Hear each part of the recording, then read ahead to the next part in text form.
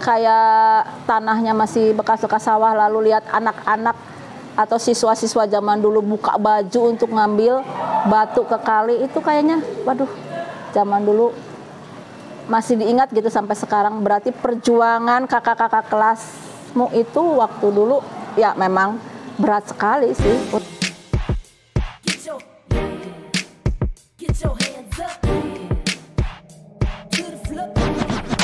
Assalamualaikum warahmatullahi wabarakatuh. Selamat datang di Semansaka Podcast bersama saya Vera Kansa. Pada kesempatan kali ini saya sudah bersama dengan Bu Mustikawati. Beliau adalah salah satu guru senior yang masih aktif atau mengajar sampai sekarang. Ibu, Assalamualaikum. Waalaikumsalam. Apa kabar Ibu? Wabarakatuh. Kabar baik, alhamdulillah. Ibu boleh perkenalkan diri Ibu? Ya, nama saya Mustikawati, berasal dari Ciberung. Iya. Tapi kalau kakek saya berasal ya dari Kadu Gede gitu kan. Jadi saya kembali lagi mengajar ke SMA Negeri Kadu Gede, berasal dari Kadu Gede. Cuman menikah dengan orang Cikijing. Ya, begitulah. Ya. Ya, Ibu kan guru senior ini Bu ya, yang masih bertahan sampai sekarang. Boleh diceritain nggak sih Bu pengalamannya dari awal masuk ke SMA ini sampai sekarang ini? Iya. Pertama kali Ibu masuk ke SMA Kadu Gede itu tahun 1988. Waktu itu usia Ibu masih muda, masih kalau nggak salah 23 tahun. Dan waktu itu masih gadis. Ya, belum menikah.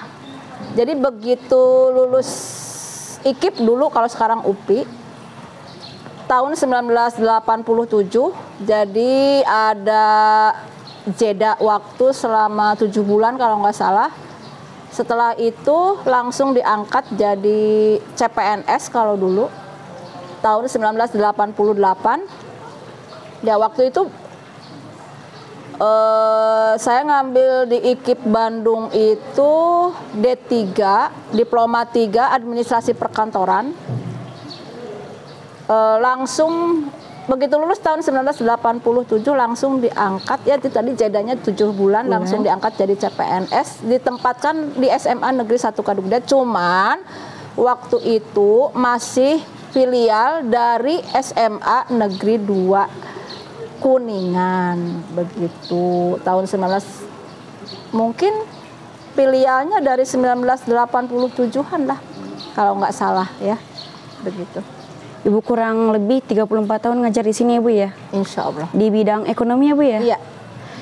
Selama 34 tahun ini ada nggak sih Bu perubahan dari SMA Negeri 1 Kadu Gede ini Bu? Contohnya di bidang bangunan, ruang-ruangan sekarang udah banyak ini Ya Bu. dong, pasti dulu pertama Ibu mengajar di SMA Kadu Gede itu belum punya bangunan. SMA Kadu Gede masih nebeng di SMP Kadu Gede.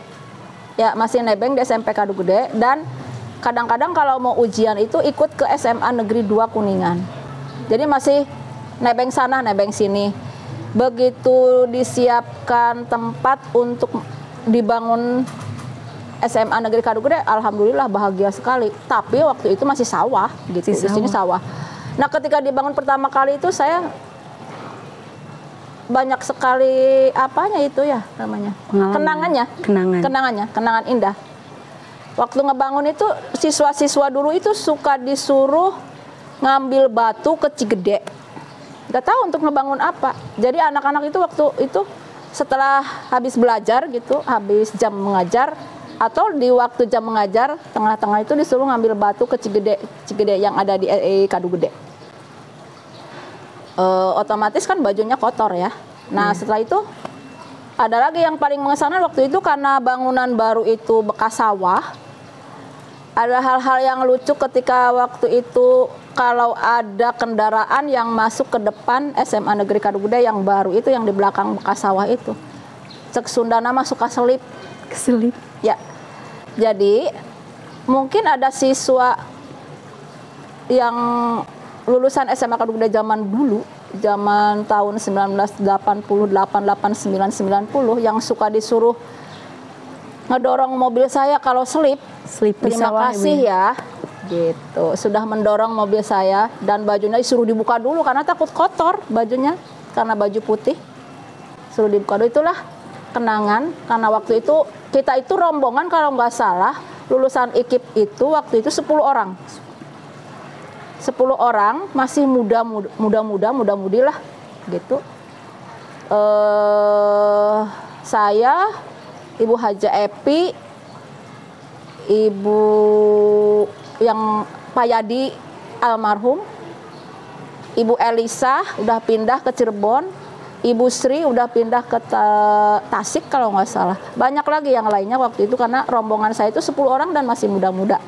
Dan yang bertahan sampai sekarang itu saya, Bu Haja Epi, tinggal 2 orang karena Bu Hajiin itu udah di belakang saya, guru bahasa Inggris itu. Itulah. Ya boleh dikatakan Ibu Kuncen mungkin ya saya, Ibu Kuncen meren. Begitu. Ada nggak sih Bu kesulitan selama Ibu mengajar? Kesulitannya kalau ada anak yang ya biasalah, karena saya selamanya ngajar anak IPS, otomatis bukan menyepelekan anak IPS, tapi karena anak IPS itu berbeda dengan anak IPA kalau zaman dulu ya. Jadi adalah perbedaannya banyak atau sedikitnya itu. Saya anak IPS Ibu. Iya, benar. Beda banget anak-anak IPA dan anak IPS. Setelah saya tahu perbedaannya setelah saya mengajar ada jam pelajaran ekonomi lintas minat di MIPA. Begitu. Baru kata oh iya ya, ternyata ada lah perbedaannya antara mengajar di kelas IPS dengan di kelas IPA kalau zaman dulu. Karena kenapa? Mungkin tahu sendiri, kamu kan anak IPS. Ya kayak gimana anak IPS? Tapi ya dibikin happy aja. Ya dibikin happy aja, nggak dipikirin mumet, nggak.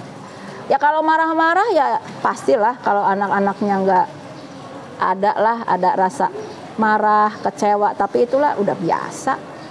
Jadi cara mengatasinya itu memahami karakter gitu kan, memahami karakter dari anak tersebut, siswa-siswa tersebut yang ada di dalam kelas. Karena kan di satu kelas itu ada minimal 36 orang saja itu sudah 360 karakter kan gitu. Ibaratnya misalnya ibu aja punya anak 4, satu dengan yang lainnya walaupun satu ibu pasti berbeda karakternya, apalagi ini anak orang lain dalam satu ruangan, satu kelas, otomatis berbeda karakter ya. Memahami oh ini mah begini, karakternya dulu sih yang dipahami gitu. Ya itu saja sih sebenarnya. Boleh nggak Ibu ceritain pengalaman yang paling berkesan gitu Bu, yang Ibu ingat sampai sekarang?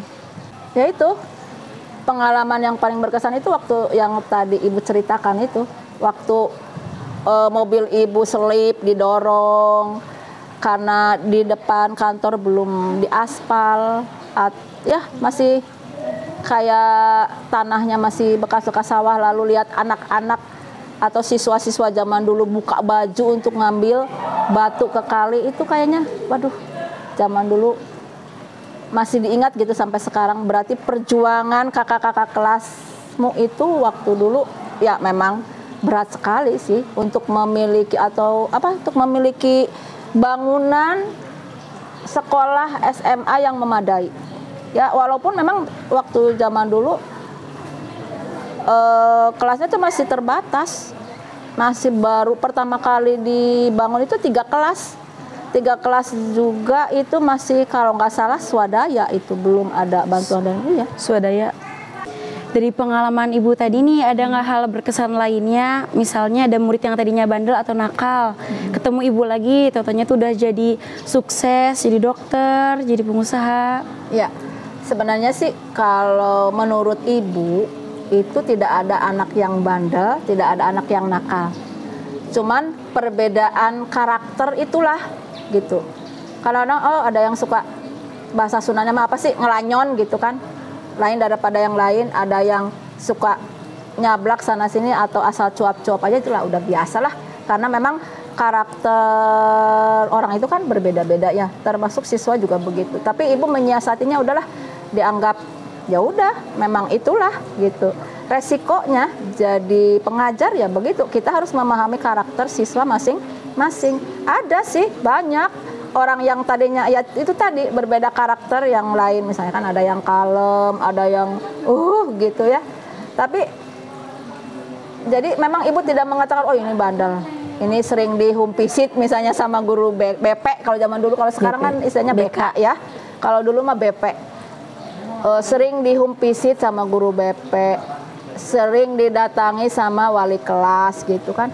Tiba-tiba berapa tahun kemudian atau kadang-kadang ada baru berapa bulan udah pakai seragam apa gitu ya, udah sukses. Kaget juga. Alhamdulillah kamu sudah sukses sekarang, alhamdulillah kamu sudah jadi apa gitu. Misalnya kalau gini, itu si siswa itu sering dihumpisit, otomatis kan dikunjungi sama guru BP dengan wali kelas. Sering banget itu langganan gitu kan. Tapi dia tuh udah lulus kelas 12, dulu mah kelas 3 lah. Tiba-tiba 7 bulan kemudian atau misalnya 8 bulan kemudian udah pada pakai seragam salah satu, atau dia menjadi aparat lah gitu. Bangga juga. Oh berarti kesuksesan itu bukan dilihat dari pintar atau tidaknya seseorang begitu. Oh jadi dari kemauan itu sendiri. Begitulah, banyak sih ya sebenarnya.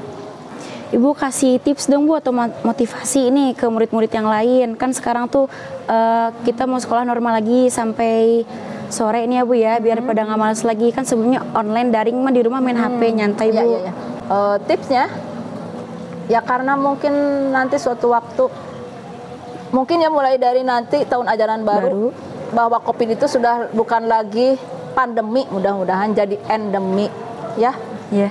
Kalau jadi endemi itu ya otomatis akan hidup berdampingan dengan kita, seperti penyakit-penyakit yang sudah ada di Indonesia, contohnya DBD begitu kan ya, dan yang lainnya. Untuk kedepannya kita tetap harus prokes ya, tetap harus prokes. Ya kita kalian belajar lebih semangat lagi, otomatis kita sebagai guru juga akan mengajar lebih semangat lagi, karena memang kalau online itu kayaknya banyak kekurangannya dibandingkan kelebihannya dibanding contohnya aja siswa kan mungkin lebih banyak main santai HP juga ya Bu ya. gitu ya. Guru juga nggak enak menyampaikan materi kalau online. Gitu. Iya, begitulah, jadi tetap aja harus ada kita semangat bersama-sama lah ya antara guru dengan siswa. Insya Allah kedepannya kita berjalan lagi tatap muka seperti biasa. Tetap prokes ya, walaupun sudah dianggap endemi. Bukan pandemi lagi. Terima kasih Ibu sudah meluangkan waktunya. Kita semoga bisa bertemu di lain waktu. Ya, sama-sama. Iya.